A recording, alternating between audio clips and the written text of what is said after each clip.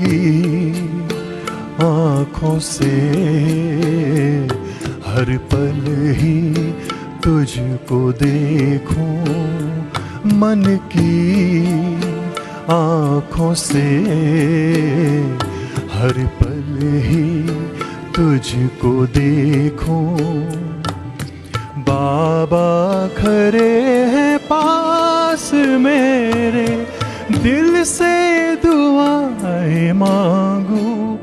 बाबा मेरे, बाबा मेरे, बाबा मेरे, बाबा मेरे, मन की आँखों से हर पल ही तुझको देखूं, मन की आँखों से हर पल ही तुझको देखूं। आज आप सभी ने बाप दादा के श्रीमत को प्रैक्टिकल में लाया। बाप दादा ने यही कहा था कि अपने व्यर्थ संकल्प समाप्त करो। तो आज उस व्यर्थ संकल्प की समाप्ति की आहुति आप सब ने डाली। तो आहुति जब आप सब ने डाली, जो चीज दे दी जाती है वो किसकी हो जाती है? दूसरे की हो जाती है। हमने दे दी, तो अगर मानो फिर आपके पास वापस आ जाए तो क्या करेंगे? तो कभी भी व्यर्थ संकल्प आवे भी तो एक तो ये सोचना कि दी हुई चीज वापस यूज करना, दूसरे की चीज आप यूज करो तो आपको क्या समझा जाएगा? तो मैंने बाबा को दे दी इसलिए मैं यूज नहीं कर सकती इसको। जिस समय उस व्यर्थ बात का फोर्स होता है हमारे अंदर, बार बार याद आ जाती है, तो हम क्या करें उस समय? तो उस समय की बात जो है, 2-3 विधि है जिससे आप उस पुराने दी हुई चीज को फिर से वापस कर लो। एक तो आपको जब व्यर्थ संकल्प जोर से चलते हैं तो मनन शक्ति, जो मुरली बाबा चलाते हैं ना, अमृत वेले या क्लास में आप मुरली तो सुनते हो, तो उनमें समझो वरदान है। वरदान तो याद पड़ सकता है, 3 पेज की मुरली में सारी पॉइंट्स याद नहीं भी रह सकती है, लेकिन वरदान जो होता है वो विशेष होता है। तो वरदान को अंडरलाइन अगर आप करते होंगे, अच्छा वरदान भी नहीं समझो याद रहता है, तो स्लोगन आधी लाइन का होता है। उसी आधी लाइन तो याद रह सकती है ना, तो उसके मनन करो। ऐसे नहीं सिर्फ रिपीट करो, बाबा ने कहा अहंकार नहीं करना है, स्वमान में रहना है। अच्छा, ये मैंने रिपीट तो किया, लेकिन अवमान किसको कहा जाता है? अवमान क्या क्या नुकसान करता है?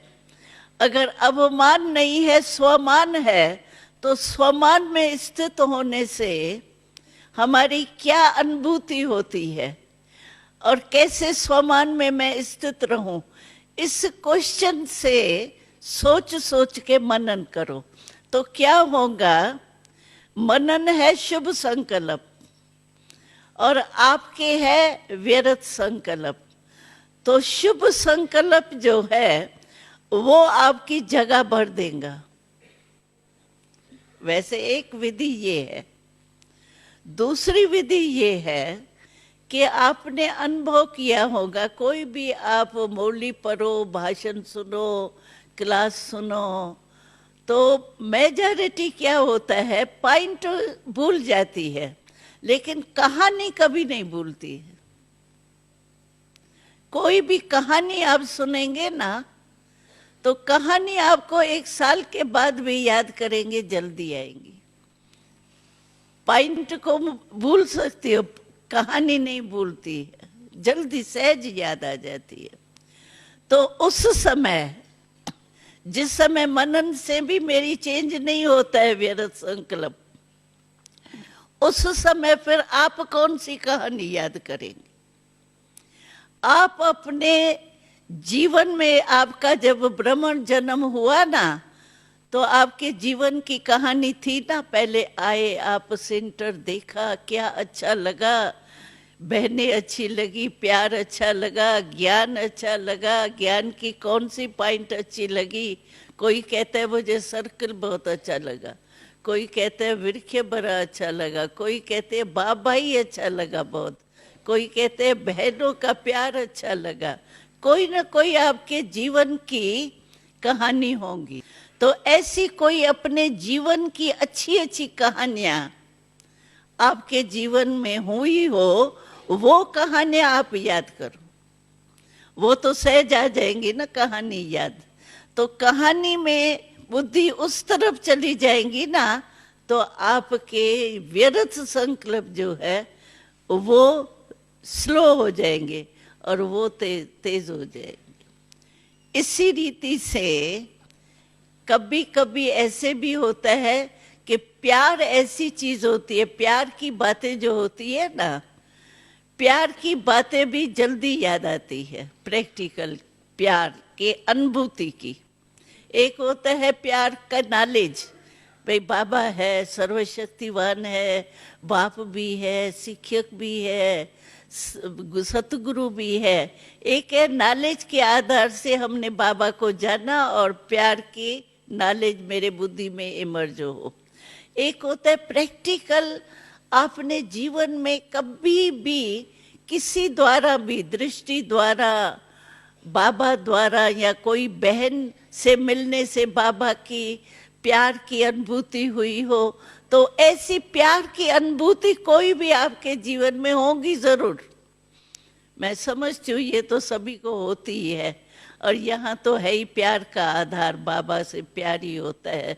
तो वो प्यार की कहानी अपनी, वो सीन याद करो, क्या था, कैसे बैठे थे, कैसे गए, फिर कैसे वो हुआ, फिर ये हुआ, फिर ये हुआ, फिर ये हुआ, ये स्टोरी अपनी याद करो।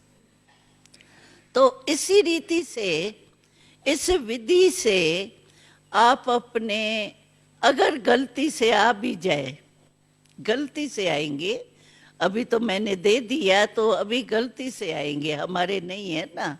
गलती से मानो कोई आ भी जावे तो उसको अंदर थोड़ी आने देंगे आप। मानो आप लाक कर दिया, भाई ये नहीं आवे कोई, और कोई आवे तो आप क्या करेंगे? कोई काम का नहीं है आपके, तो आप क्या करेंगे? उसको अंदर थोड़ी आने देंगे। तो इसी रीति से आप अपने व्यर्थ संकल्पों को ऐसे खत्म कर दें।